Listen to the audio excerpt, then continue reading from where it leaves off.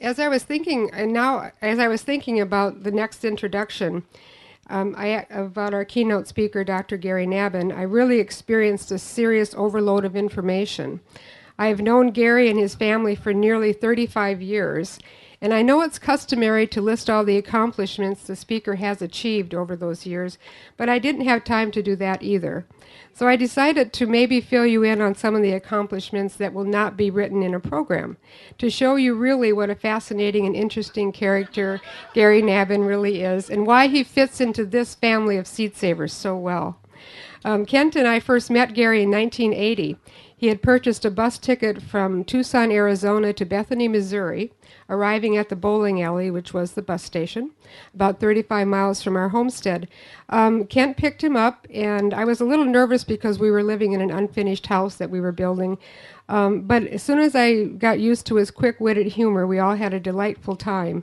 And we shared many conversations, including one about the possibilities of forming a nonprofit organization devoted to Native American plants. We met again in 1981 at Seed Bank serving people in Tucson.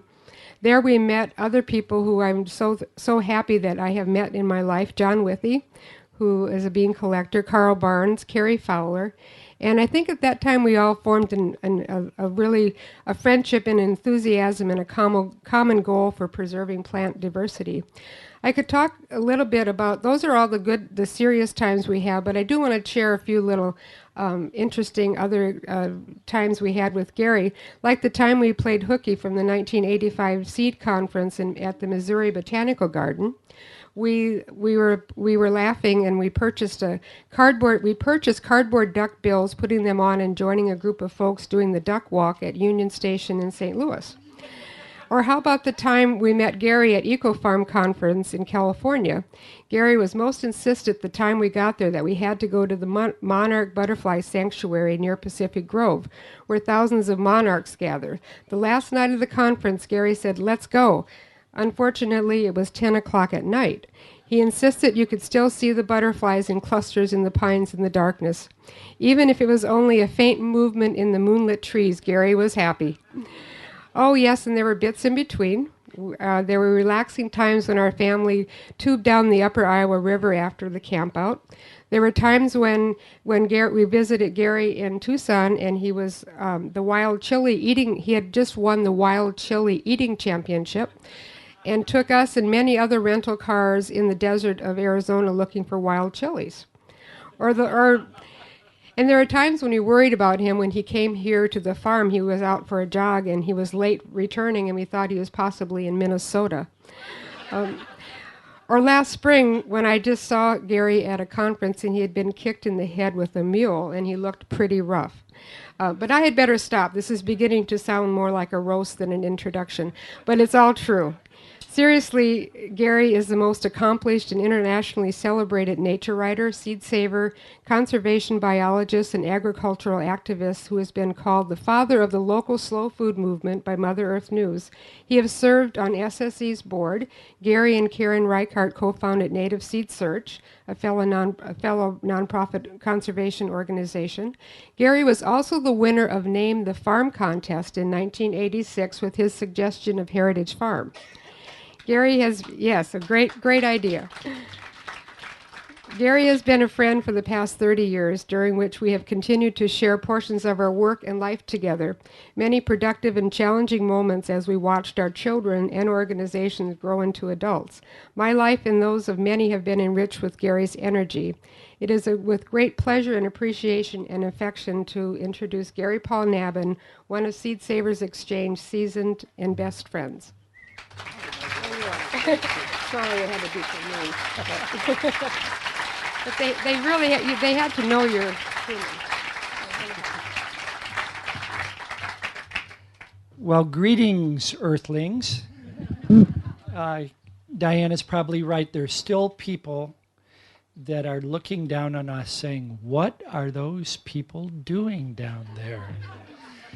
And I'm glad that all of you who come back year after year are doing what you are doing. I have to say that I've spoken here off and on over the years, sometimes little workshops in the side rooms or in the tent or in the barn, and I've thanked the staff, I've thanked the board, I've thanked the founders, I've thanked the donors, and this time I want to thank the members who not only have offered me so much friendship over the years, but offered friendship to one another, such goodwill, not just exchanging seeds, but life stories, your joys and your sorrows. And there's so many people. I look out at this group and see so many people who've inspired me through their daily work, through the ordinary work of taking care of gardens, taking care of your family, taking care of seeds. I think that matters more than anything else. You're also the only group I know of that I can talk about those really personal things, like what do you do when your 5-year-old son has stuck 8 scarlet runner beans up his nose and starts to smell really bad, and what if the other kid starts sticking other scarlet runner beans up their other orifices? How do you stop this insanity, you know? What do you do when your car cassette tape deck won't work because they've stuffed it full of corn cobs? You know, these are the occupational hazards and the family hazards of having a lot of seeds around and a lot of parents looking after plants instead of their children. The children rebel against you. Okay? So there's some of you know exactly what I mean about this stuff and know that I'm not kidding at all. These are the trials and tribulations of growing up in what John called a seedy family. These things actually do happen. But there's another reason I want to emphasize the membership today, because it's not because I'm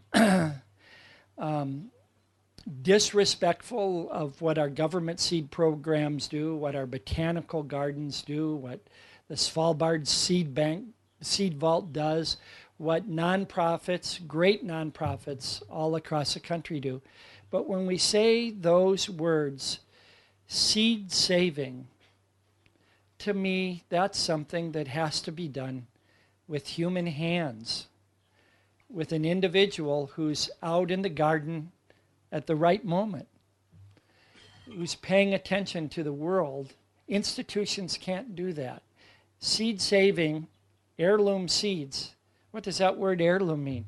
It means something passed hand to hand.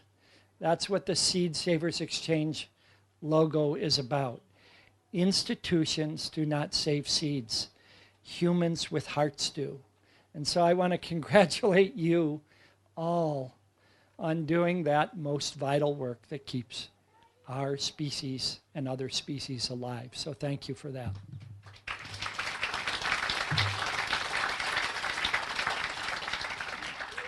So there are people with incredible scientific skills, with legal skills, with sociological skills, with historical and folklore skills that contribute to the seed movement. But let's bring this back to the core base of what it takes to be a seed saver. Gardeners and farmers and chefs and cooks and people sitting around at night, rubbing things between their hands into colanders or bags or baskets, and doing something that people have been doing for 10,000 years. And when I hear someone like Jack Kloppenberg give that wonderfully hopeful talk this morning, or Jeremy talking, or Sarah talking about other initiatives around the world, what that work reminds me of is what we're trying to do is defend the right to have options for where our seed comes from in the future, and to maintain a tradition that's been going on for 10,000 years and hope that it goes on for another 10,000 years. And that's why coming back to your own human hands, look at your hands right now. That's what saves seeds. That's what saves seeds. I want to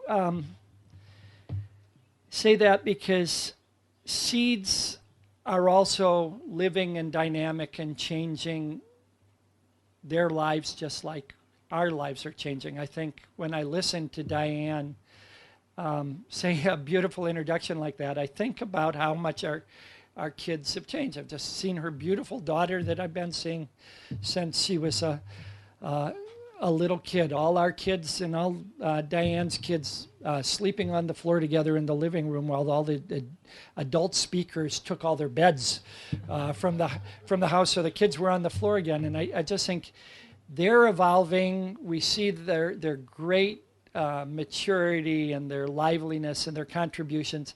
And the seeds are evolving too. The heirloom seed movement is not about preservation in the old sense of keeping things static as museum pieces. And that's why I was so heartened that several speakers today talked about keeping the seeds dynamic, of doing selection, recurrent selection, something that some seed companies have given up on. They just sell you the seeds in whatever condition they were, saying, well, let's hope it was the same seed as what Landreth had in 1840 or whatever, one of the first U.S. seed companies.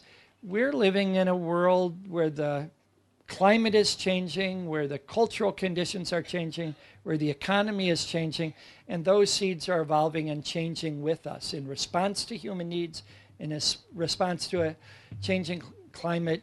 And I feel this more and more, that the seed movement isn't about something retro of preserving the past, but something proactive about allowing us to have a future where people will feel nourished and we won't abuse the land or the biodiversity of this planet in feeding ourselves. We'll be in lockstep, evolving and changing as seeds and people always have.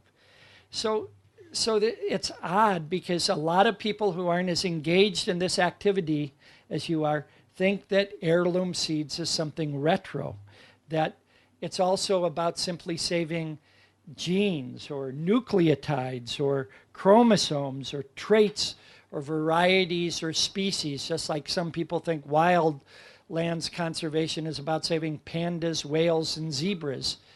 And it's much more dynamic than that, and it's also much more linked to our own cultures and hearts and heads and minds and communities than simply giving money to an organization to preserve pandas will ever be, because this isn't about just saving the calories or the Brix levels in a particular food. This is about the stories that link us together as a community, the stories embedded in every one of those seeds. These are our loved ones. These are our nourishment. These are the beauty in this world, as I was reminded when I woke up and saw David Cavaniero's glorious garden that's about as close to paradise as any little patch of land in Iowa could be. These are about the fragrances and flavors and feelings and reminders of joy in this world. When I see that incredible garden down the road here, or David's garden, or many of your other gardens, this is the best of what it is to be alive. This is being bombarded with such incredible beauty when we're dealing with these seeds and plants, that I don't want to give it up, and I don't want to see it go to the dogs or the Monsantos or the Dows or the Bayers. I want this to be something that every kid grows up experiencing. I was just in this wonderful situation a week ago with a guy, Andrew Mushida, that was one of the authors of a book called Biopiracy of Biodiversity. And he's a guy that was actually worked on farms in Iowa when he was younger, when he was an ag student. He's from Zimbabwe, and went back, and at age 26 or 28 years old, I think he was in some of these Keystone Dialogue discussions about the future of genetic resources that maybe Jeremy or Jack Kloppenberg or some other people in this room were involved in. He helped write the international undertaking. And he just reminded me so clearly, people in Africa would never talk about seed saving as preservation, as if we're trying to keep something that's come from the past static.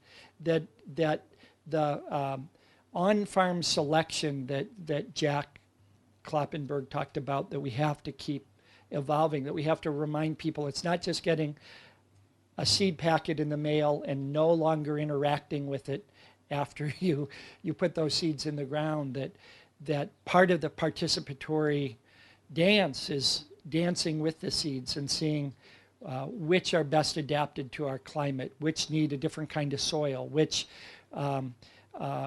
have some variation in them and that we select for different uses.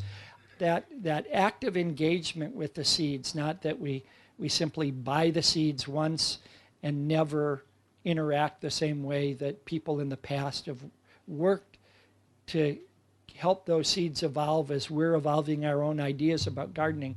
That's what Andrew said. He said, we would never talk about this as historic preservation. This is our future. This is what we commit each day we go out into a farm or garden to our future. So the weird thing about that is, well, many of you have that feeling in your hearts, and that's what you do each day when you garden or farm. We're in this weird time warp in American history right now. This year, we are facing the largest shortage, commercial and otherwise, of seeds in American history. That includes both wild seeds and domestic seeds. The price of some seeds, forage grasses and legumes used both for reclamation and pastures have increased fivefold over this last year in the United States and Canada. And why might that be? We've had hundreds of thousands of acres ravaged by wildfires from Texas to Idaho over the last 3 years. Hundreds of thousands of acres scraped clean, scoured clean by the floods associated with Hurricane Sandy and other superstorms. We've had a drought that has hit half the American counties last year. Half of all counties. The year before, Obama declared the greatest number of drought disaster areas in American history. 500 counties in 2011 were declared drought disaster areas because of crop failures or diminished yields. And that was an all-time record breaker, 500 counties. And some people said, well, he did that for political purposes to make it look like the government cared for those farmers. The following year, we had 1,500 counties declared drought disaster areas and 2,200 counties declared climatic catastrophe disaster areas because of wildfires, Hurricane Sandy, and all of that. If you accumulate all of that, last year, at least 3/5 and clearly half of the entire farmland of the United States was hit by some kind of climatic disruption, what a lot of people are calling the new normal. And to some extent, I don't like that word because it trivializes what we're going through. The gardening and farming conditions that we're facing now are unlike what many of us have experienced. And it's not just warming. I have a editorial in New York Times Monday about this heat wave that has hit 17 states in the West, an area larger than New England, was devastated by triple-digit temperatures for over a week, 3 weeks ago. But it's not just that you're going to face warming or drying like we have in parts of the Southwest. You guys also had the wettest spring on history. We've had, for the last 3 years, the coldest winter temperatures that we've ever had. And I lost $3,500 of fruit trees and olive trees and agaves and prickly pears and all the other weird stuff I eat because desert plants weren't experienced to 10 below zero freezing weather for 3 days straight. So it's not just that we're getting hit by heat or cold or flood or drought, but sometimes the same place is hit by all of those in the same year. And so part of the problem from the Farm Bureau in dealing with the climate change issues is they're saying, well, is this really about global warming? No, it's not. It's about climate uncertainty. We're entering a less predictable era, not just climatically, but ecologically and even economically, than we've ever dealt with before, and we're ill-equipped to deal with it. And we have very few tricks up our sleeve that we can employ, that we can draw upon to deal with this amount of climatic uncertainty and the economic costs of it. And the new little book I've just done, Growing Food in a Hotter, Drier Land, Lessons from Desert Farmers about adapting to climate uncertainty, sort of walks people through those different strategies for dealing with it. And of course, one of those strategies is dealing with seed diversity in a dynamic way. We may need to be growing seeds or fruit trees in this area that are different than the ones that achieve their optimum growth here over the last century. We're seeing incredible studies come out all the way across the country that the grapes that now achieve their maximum or optimum quality in Napa Valley within 20 years will have to be pulled up in Napa Valley, and the best place to grow them will be Southern Oregon or Washington. The same thing, the stuff in southern Pennsylvania won't be able to make it there for past 2030. So if people are going to have viable orchards in Pennsylvania, then they need to think out 20 years of what's going to be their climate in 2030, not what is working there now. And we're losing about 15 winter chill hours a year in Arizona, where I'm trying to grow 70 different kinds of heritage fruit trees from all different niches along that winter chill climate gradient, because I can't predict what's going to work in 10 or 15 years. And so we have to think about where seed diversity is situated culturally and economically and geographically much different than we did in the past. And we also can't let the heirloom seeds that have done well in one place for centuries be lost because of the new diseases or insect pests that are coming in sometimes from hundreds, not thousands of miles away from where we've known them up until this time. So to have an heirloom seed that's perfectly adapted to this soil, but then find out that it's now vulnerable to an introduced disease or pest or microbial problem is the kind of thing that farmers are facing all over the country. And Kurt Fries, the chef in Iowa, did a year and a half of just talking to chili farmers across the country about the changes that they're experiencing. To them, climate change is not a hypothesis. It's something that they're working on problem solving every day. Now, you would think that when we have some things going on like 1.2 million cattle dying on the ranges in the southwest borderlands, or half our counties getting hit by drought, that people would say, oh yeah, we need to ramp up the backup system of insurance, not crop insurance that gives $13 billion of support to farmers for not adapting, but things that help farmers adapt. And the incredible thing is, just at the time when all of this incredible climate uncertainty is hitting us, our federal programs that deal with seed diversity are shrinking or drying up. And I want to give you some disturbing news that I found out just within the last couple weeks. The Soil Conservation Service Plant Materials Center that have been the backbone of trials of forage grasses and legumes and hedgerow plants and ecological restoration species, prairie restoration species for decades and decades, since the 1930s. The mainstay of how this country gets wild biodiversity back into the landscape so that farms are diverse. It's not just that they have diverse crops in them, but they're structurally diverse with hedgerows and green belts and grass pastures for livestock and all of that. The government is close to cutting out 9 of the 29 plant material centers that we have left.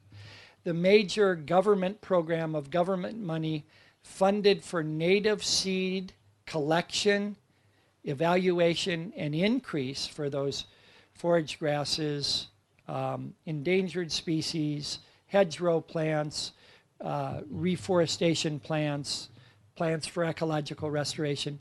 That money comes through the National Fish and Wildlife Foundation and then goes out to deserving places like Chicago Botanical Garden or the Ladybird Wildflower Center in Texas or the Denver Botanical Garden or other organizations like that, the New England Wildflower Society or Arnold Arboretum. Last week, the National Fish and Wildlife Foundation eliminated its plant conservation program entirely. They're dealing with a 1950s idea of what wildlife is, which is it's the big guys, the deer and the antelope, and that they must think that those animals don't ever eat.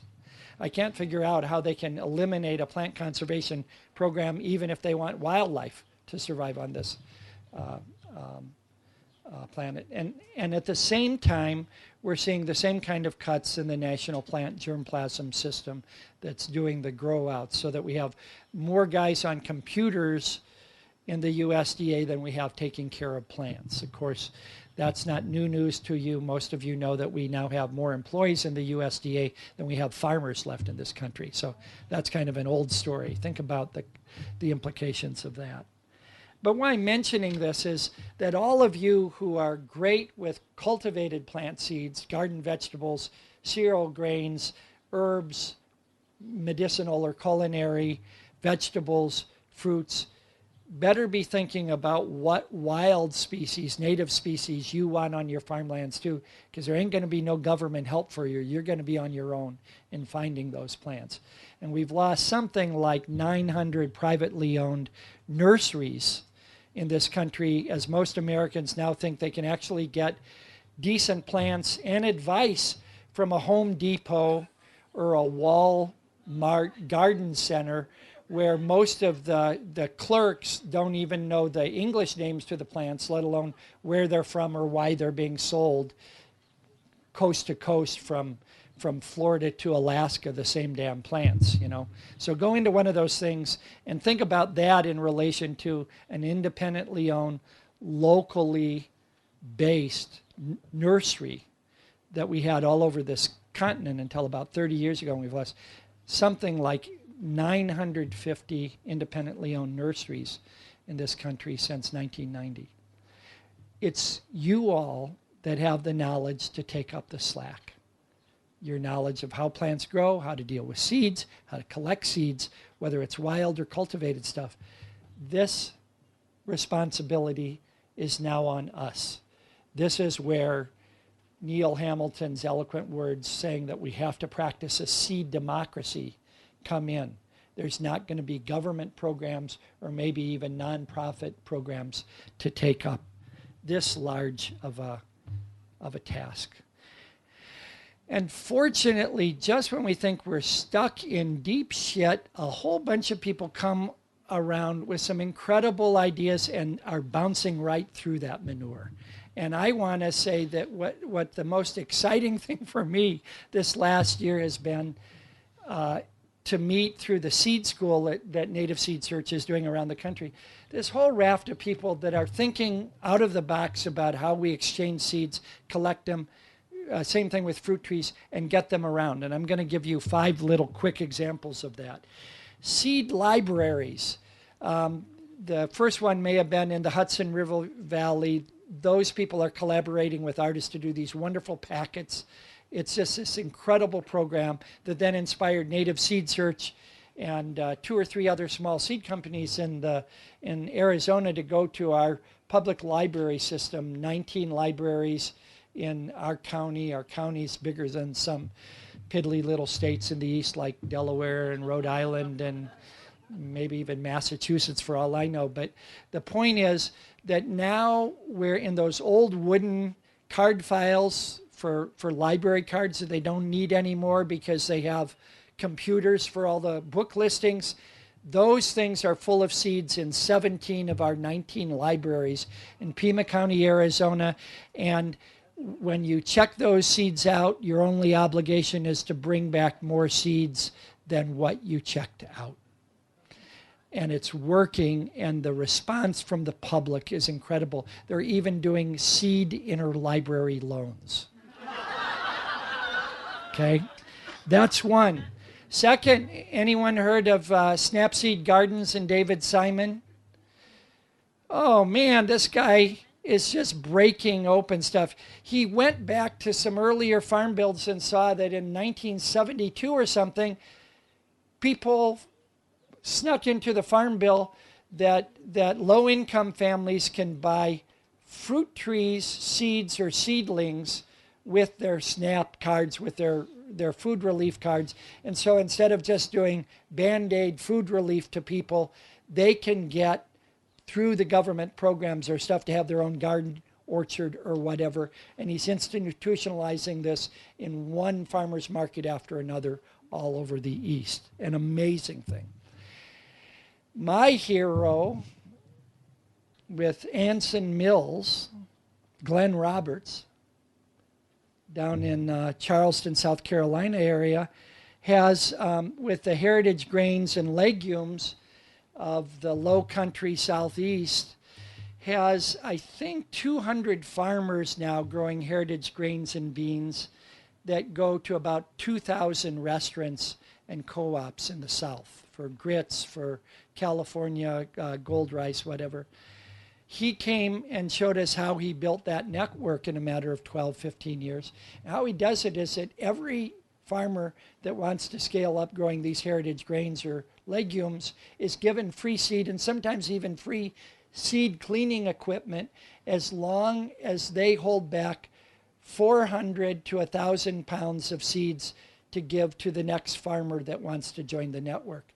So I have 400 pounds of white Sonora wheat, the oldest wheat in the West, in my garage, waiting for the next farmer that wants to try it. And we've built the white Sonora wheat seed network up to 66 acres of production in a matter of 2 years. And every farmer, rather than hoarding seeds himself, is giving the foundation seed stock to another farmer and holding back some in case he has a drought or a flood year the next year, so that he won't have to borrow seed back. Every farmer involved in the network is putting seeds in reserve and passing it on for free to another farmer to build the network rather than thinking that we're competing. Guerrilla grafters. How many of you know about guerrilla grafters? They're not a bunch of primates that have learned from Dan Bussey in a workshop how to do bud grafting, though they should. These are people on the streets of the Bay Area in California that are going out at night with stuff from the California Rare Fruit Society or Heritage Orchards in Marin County and putting 16 to 20 heritage fruit varieties on rootstock of boring shit like Red Delicious and Jonathan's, and seeing which varieties grow in the different microclimates of San Francisco, Oakland, Albany, etc. And the city government of San Francisco made the mistake of saying in the San Francisco Chronicle, if we find any of those young women doing this, of actually messing with government property by adding fruit diversity to our parks, we'll throw them in jail. And they got 10,000 new likes on Facebook the next day. So the government response to this has basically spread the virus. Okay, and now this is happening in communities all over the country. And it's not just really edgy stuff like that. Home Orchard Society in Oregon and MAFCA and Fedco trees sometimes have 1,500 to 3,000 people coming for sign exchanges in the spring to learn how to graft, to learn how to take care of their own rootstock, and to select varieties for their. This is this incredible re-diversification of agriculture. And I could go on with examples like that.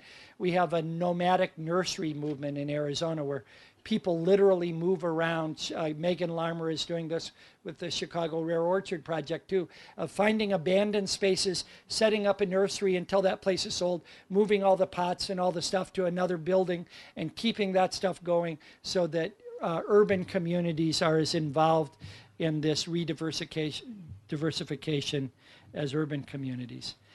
I want to do something rather geeky for just 3 minutes. So I'm like a data compulsive obsessive guy. You know, I like collecting stuff about what you guys have all been doing.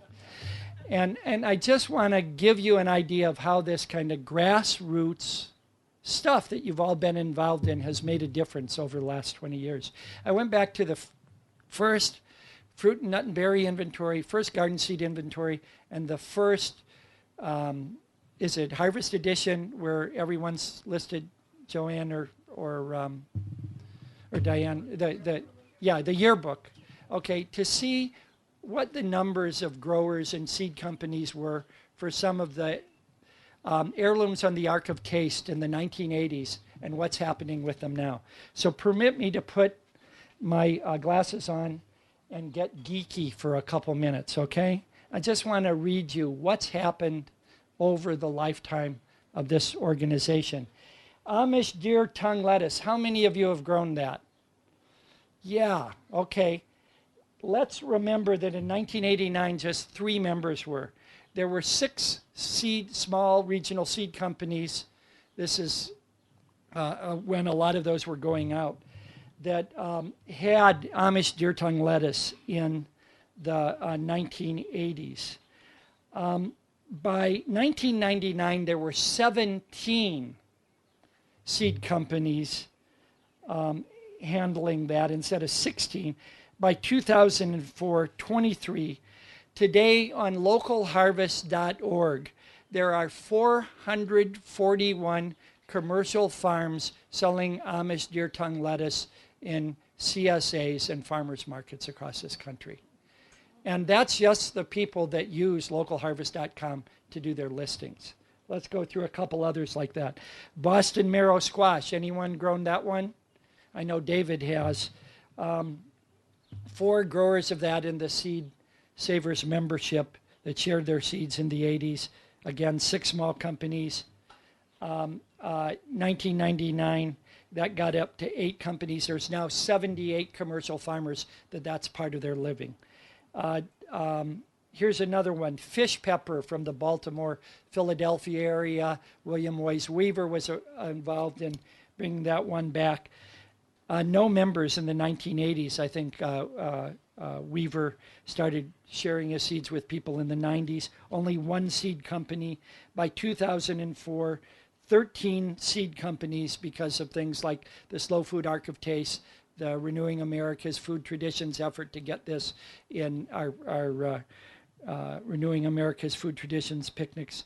242 farmers market vendors across the country now selling fish peppers. Even 4 years ago when Kurt Fries and I tried to track it down, we could only find 8 commercial growers in the whole country, 242 today. Lohr's Italian garlic. How about for all you garlic heads? How many of you have done Lohr's? Pretty cool garlic. One seed company in the 1980s, 2 in the 1990s, today 10, 74 commercial farmers growing Lohr's Italian garlic and direct marketing to their community.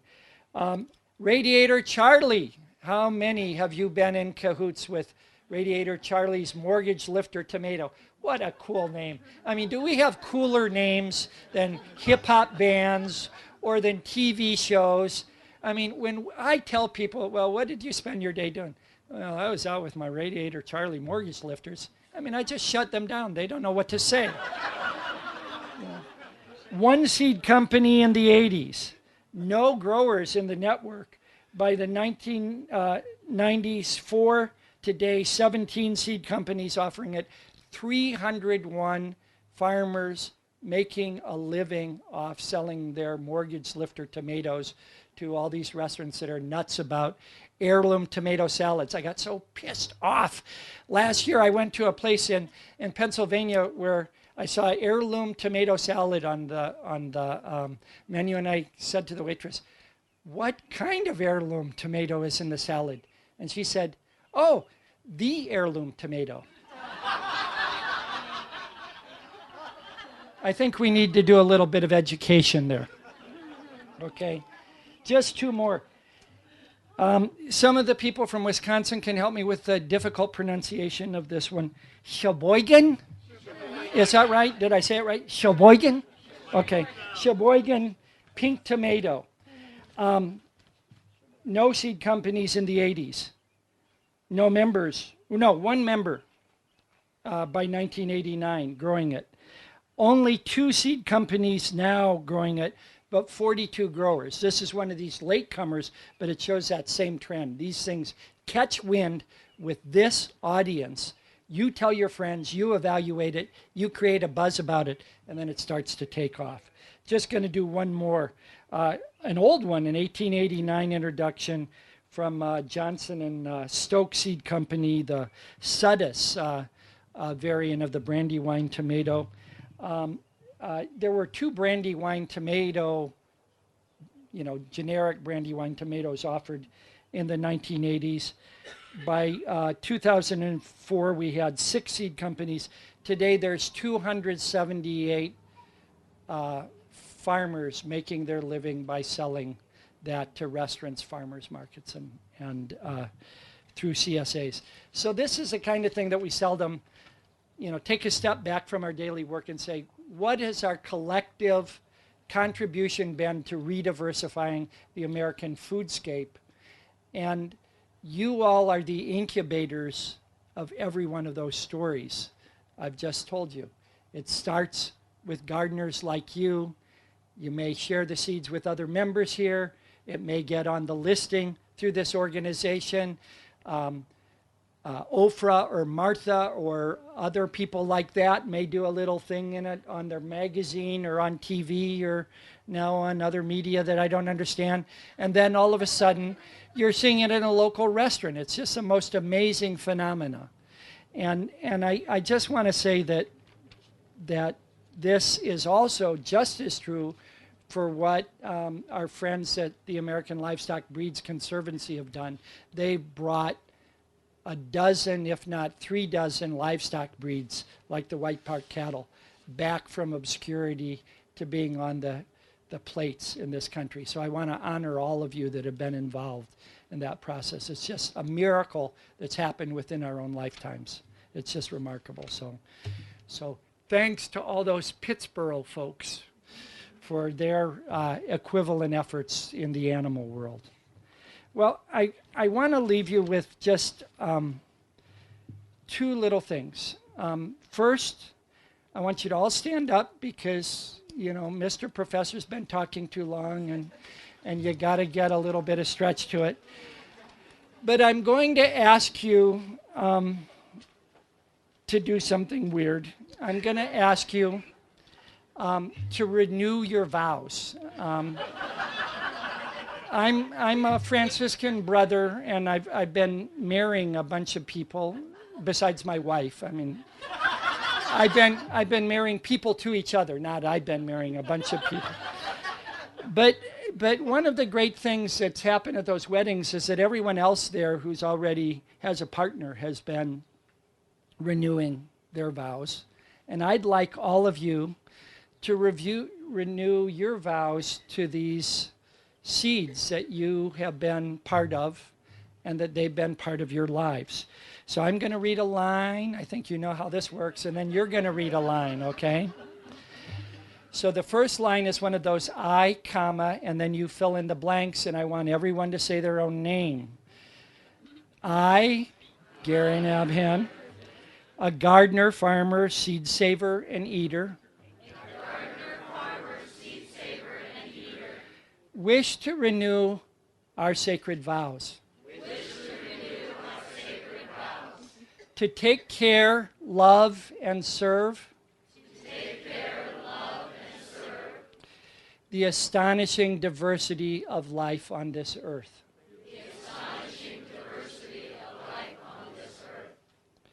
through sickness and in health. I bet you knew that line. In times of crisis and times of joy.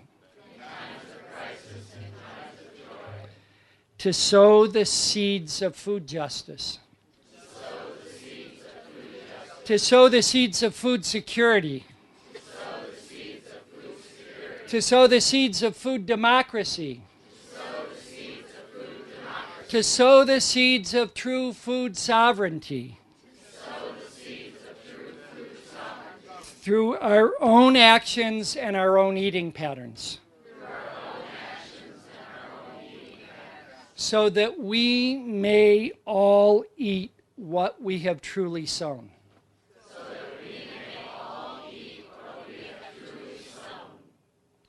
I reaffirm our covenant with this earth. To humbly be just one more way that seeds themselves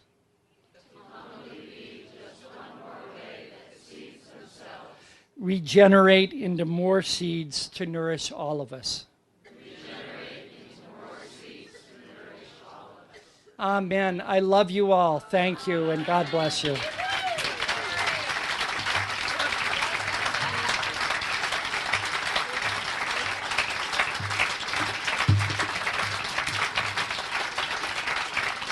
My heart is with you all.